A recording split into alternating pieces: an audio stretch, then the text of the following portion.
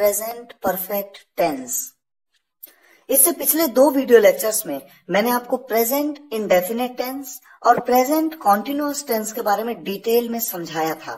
मेरा आपको सुझाव है कि अगर आपने वो दोनों वीडियो लेक्चर्स नहीं देखे हैं तो पहले उन्हें देखिए और उन कॉन्सेप्ट्स को समझ लीजिए ताकि इस कॉन्सेप्ट को समझना आपको आसान लगे। तो आइए शुरुआत करते हैं। सबसे पहले ये जानें कि इस टेंस में किस तरह के सेंटेंसेस आते हैं।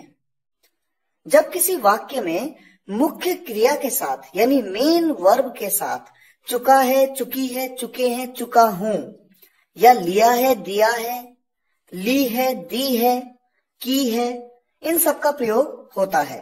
एग्जाम्पल्स आपके सामने हैं। देखिए, राम घूम चुका है, सीता आ गई है, लोग घूम लिए हैं, मैंने किताब ली है।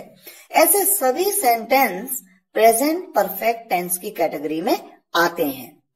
देखिए, मान लीजिए मैं कहूं मैंने तुमसे किताब ली है, यानी मैं तुमसे किताब ले चुका हूं। मैंने तुमसे किताब ले ली है, या मैं कहूं मैंने तुमसे किताब ले लिया है। इस तरह का कोई भी सेंटेंस, उसका अर्थ एक ही है कि मैं तुमसे किताब ले चुका हूं, यानी ये काम हो चुका है। तो ये सभी सेंटेंस इस टेंस में आते हैं। किस तरह से इन सेंटेंसेस को बनाना है ये हम अब देखते हैं। सबसे पहले बात करेंगे अफर्मेटिव सेंटेंसेस की, सकारात्मक वाक्य। जैसा कि आप जानते हैं और मैं हर वीडियो लेक्चर में आपको बताता रहा हूं कि सकारात्मक वाक्य वो होते हैं जिनमें नहीं का प्रयोग नहीं होता और न ही कोई प्रश्न पूछा जाता है। सिंपल सकारात्मक। किस तरह से इन सेंटेंसेस को बनाना है तो देखिए, सबसे पहले आप बात करेंगे सब्जेक्ट की, उसके बाद हैज या हैव का प्रयोग। यहां पर 2 हेल्पिंग वर्ब आप यूज करते हैं, हैज या फिर हैव। कहां पर हैज का प्रयोग, कहां पर हैव का प्रयोग, ये अगली स्लाइड में मैं आपको बताऊंगा। उसके बाद वर्ब की थर्ड फॉर्म। मैंने आपको एक सेपरेट वीडियो लेक्चर में, वर्ब के वीडियो लेक्चर में डिटेल में बताया था कि मेन वर्ब्स जो क्रियाएं होती हैं, मुख्य क्रियाएं, उनकी 3 फॉर्म्स होती हैं। तीनों फॉर्म्स के बारे में आपको डिटेल में बताया था। यहां पर थर्ड फॉर्म का यूज आप करेंगे और उसके बाद ऑब्जेक्ट। बाकी बचा हुआ सारा पार्ट आपका ऑब्जेक्टिव कैटेगरी में आ जाता है। अब ये जानिए कि कहां पर हैज का प्रयोग करना है, कहां पर हैव का।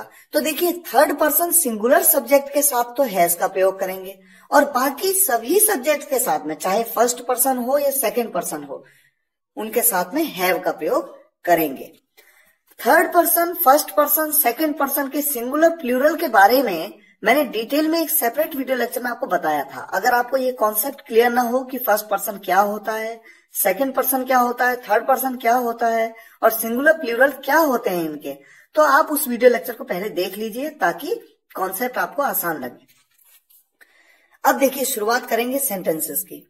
तो सेंटेंस आपके सामने है। सबसे पहला सेंटेंस है, राम स्कूल जा चुका है। अफर्मेटिव सेंटेंस, नहीं का प्रयोग नहीं है। सब्जेक्ट क्या है, राम। क्रिया क्या है, जाना। जाने को क्या कहते हैं, गो। यहां पर गो की थर्ड फॉर्म, क्रिया की थर्ड फॉर्म गॉन का प्रयोग किया जाएगा।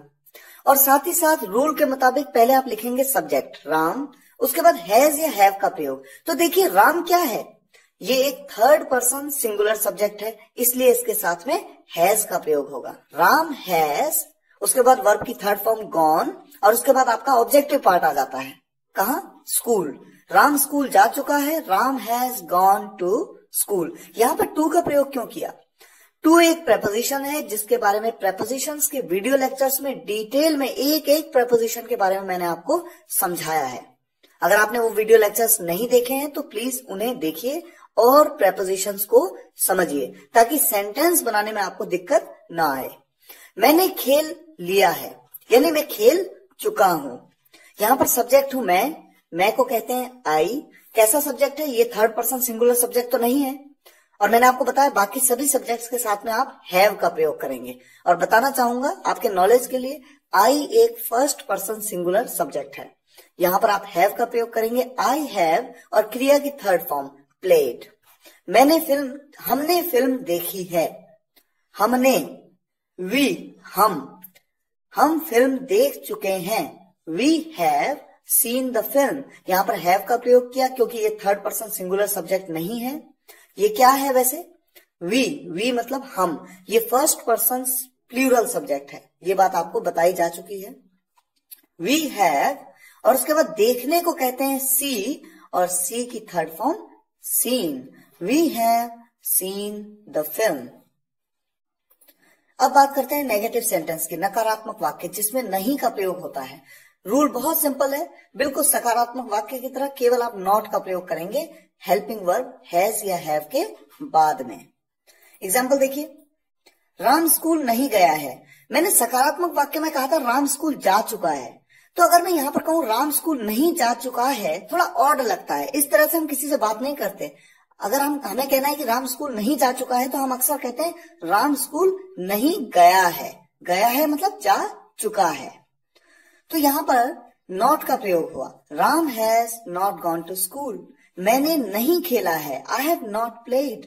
हमने फिल्म नहीं देखी है, we have not seen the film. अब बात करेंगे इंटेरोगेटिव सेंटेंस की, प्रश्नवाचक वाक्य जिसमें प्रश्न पूछा गया हो। तो ऐसे वाक्यों में सबसे पहले आप WH फैमिली का यूज करते हैं, जो कि प्रेजेंट इंडेफिनिट टेंस और कॉन्टिन्यूअस टेंस, दोनों टेंसेस के वीडियो लेक्चर में भी मैंने आपको बताया था। क्यों, कैसे, कब, कहां, ये सभी WH फैमिली के मेंबर्स हैं। इसके बारे में सेपरेट वीडियो लेक्चर में भी बताया गया है। WH फैमिली के बाद आप हेल्पिंग वर्ब का प्रयोग करेंगे, हैज या हैव। उसके बाद आएगा सब्जेक्ट, और उसके बाद नॉट का प्रयोग आप तब करेंगे जब उस प्रश्नवाचक वाक्य में नहीं का प्रयोग होगा। नहीं होगा तो आप स्किप कर देंगे, नहीं यूज करेंगे। उसके बाद वर्ब की थर्ड फॉर्म, और उसके बाद ऑब्जेक्ट। अब देखिए, इंटरेस्टिंग पॉइंट ये है, जो कि मैंने दोनों वीडियो लेक्चर्स में, पिछले दोनों वीडियो लेक्चर्स में बताया था, कि क्या के लिए व्हाट का प्रयोग करना है या नहीं करना है। WH फैमिली मेंबर व्हाट मतलब क्या, प्रयोग कब करना है कब नहीं। तो मैं आपको दोबारा एक बार रिवाइज कर देता हूं। जब भी किसी सेंटेंस का आंसर आप यस और नो में दे पाए, तो समझ जाइए कि क्या के लिए WH फैमिली व्हाट का प्रयोग आप नहीं करेंगे। पहला सेंटेंस देखिए, क्या आपने देखा है। मान लीजिए मैं आपसे पूछूं क्या आपने देखा है, तो आप कहेंगे यस या फिर आप कहेंगे नो। दूसरे सेंटेंस में देखिए, अगर मैं आपसे पूछूं आपने क्या देखा है, तो आपको बताना पड़ेगा कि आपने क्या देखा है। ये देखा है या वो देखा है, पेन देखा है, पेंसिल देखी है, आपको बताना होगा। तो जब भी किसी क्वेश्चन में क्या का प्रयोग हो और आप यस और नो में उस क्वेश्चन का जवाब दे पाए, तो समझ जाइए कि वहां पर व्हाट का प्रयोग नहीं करना है। और क्यों का प्रयोग हो तो वाई का, कहां के लिए वेयर, ये सब तो कॉमन है, ये तो आप जानते ही हैं।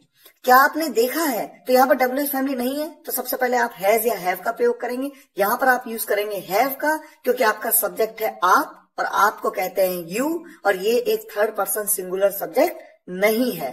तो आप कहेंगे हैव यू, और उसके बाद वर्ब की थर्ड फॉर्म, वर्ब है, क्रिया है देखना, देखने को कहते हैं सी, और सी की थर्ड फॉर्म सीन।